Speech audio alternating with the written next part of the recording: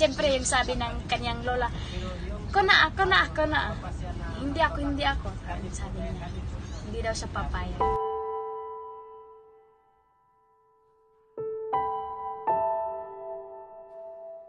In a world dominated by oppression and injustice, those who suffer the most are incontestably the indigenous.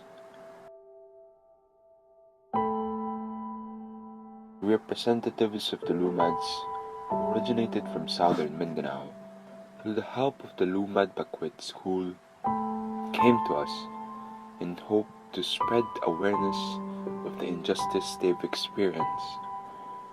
Similar to a majority of ethnic groups, they are recognized for their custom in farming, wherein they farm not as a mode of income, but as a form of sustenance.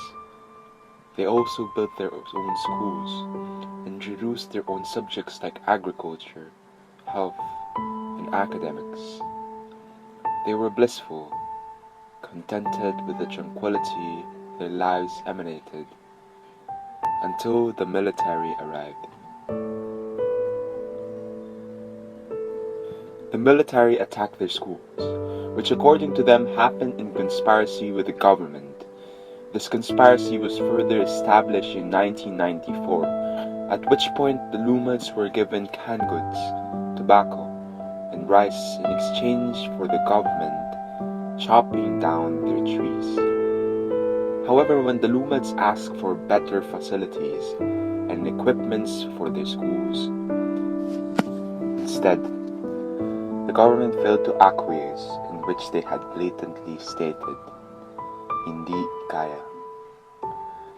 An investor also arrived at their tribe and took advantage of their inability to understand English.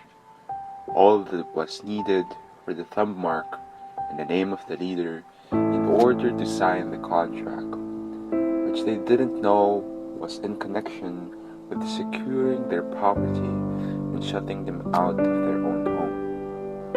The only payment they received in return was juice. These kinds of mistreatments were not the worst of the injustices they had to suffer. Their leaders were, and are still being questioned, killed, tortured, even if they did not commit any form of misconduct, all because of the government, along with the military's unquenchable thirst for money, through which they exhibited by seizing their properties and refusing to give them their dues. They also hope to silence the leaders from disclosing the truth behind their operations and contrivances. They yearn that this will never reach the public, because they are aware that it will create a major backlash on their political careers, which makes it all the more infuriating. All these events are indeed unfair, unjust, and exhibits the sole balefire the government seems proud to yield, an indisputable abuse of power. And we have so much more to say.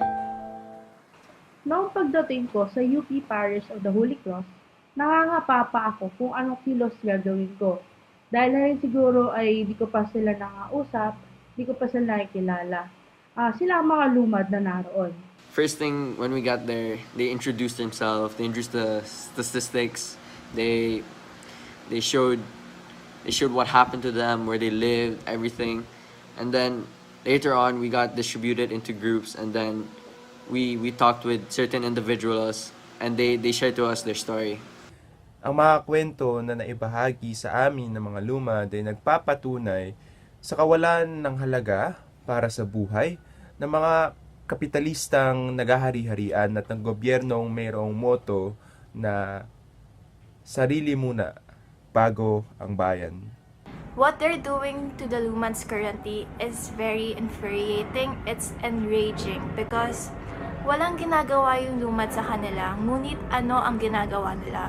Ang pamumuhay nila sa Mindanao ay mapayapa, pero noong sila'y pinasok ng mga kumpanya at militar, nagulo ang kanilang komunidad. dahil hindi sila kasali sa grupo ng mga mamamayan na elitista o kaya naman ay may kaya. Lalo na nang aking malaman ang kwento ng isang lumad na tinorture. They talked about how his cousin got killed, and how his cousin got gruesomely killed. Binalatan ng kanyang leeg at siya ay nilibing ng buhay. At ako'y labis na naantig dahil hindi ko akalaing may mga taong kayang gawin ang mga bagay na ganoon sa kanilang kapwa na tao at kapwang Pilipino. Nananatili pa rin ang aking galit at puot sapagkat tayo'y naging mananakop sa ating sariling lahi na nagpapaalis sa mga lumad sa kanilang lupang tinubuan. And if that isn't a call for alarm, if that doesn't alarm you, I don't know what else will, because they're taking innocent lives. They're taking homes that aren't theirs, all for the sake of capitalism. It really saddened me to see what's really happening on their side, on their province. Hindi ako makapaniwala sa mga pangyayari at nagulat ako dahil ngayon ko lang narinig ang storyang ito. Samantalang matagal na pala ito nangyayari sa kanila. Ngunit masaya ako dahil hindi sila natakot na ipahiwatig sa amin at sa publiko ang kanilang kwento, na kanilang walang takot na ipinaglalaban ang kanilang mga karapatan. At masasabi kong kung bibigyan ako ng kapangyarihan na puksain ang masama at gawin ang mabuti, una kong pupuksain ang gobyerno dahil ako ay naniniwalang ang anarkismo ang liligtas sa atin.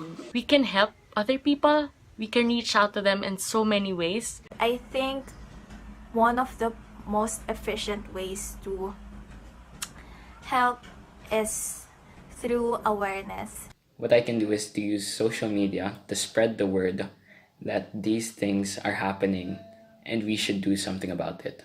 I posted stop Lumad killings, hashtag stop Lumad killings, and I tried my best to spread the news about what's really happening. Dahil ipinapakita nito na iniintindi natin ang kanilang kalagayan at pinaparamdam natin sa kanila na parte pa rin sila ng ating lipunan at hindi sila naisasantabi. Another is that we can interact with them. By simply interacting with them, we are ensuring that they feel loved, they feel respected, and most especially, they feel dignified. Whenever I see them, I could give them a gentle smile, help comfort them, and that's really all I can do, and really just support their cause. At pagbabahagi ng kanilang mga kwento sa mga taong katulad ko na hindi alam na may ganito palang nangyayari. It's our duty and responsibility to help those who are misinformed, those whose views are flawed, to realize that Responsibilidad ko, responsibilidad nating lahat bilang isang Pilipino na makibaka at makibahagi sa laban ng mga lumad para sa kanilang lupang tinubuan. there is so much more to fight for, that maybe what they think is right is not really right, and I think it's our duty to fix that. Being heard can be difficult at times, but it takes courage, it takes bravery to stand up for what is right, and I think that's very noble for them to do. At ikaw bilang tao, magagawa mo bang manakit ng kapwa mong tao? Di ba hindi?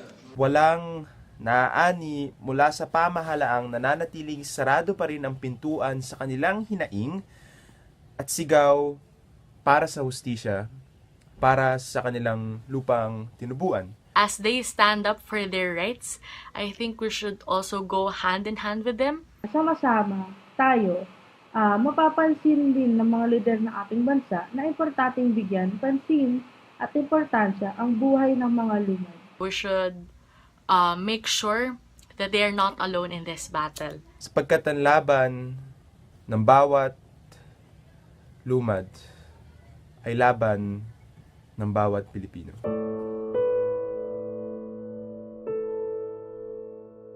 Government's capacity for murder, especially in situations to which we may never know about, is highly alarming.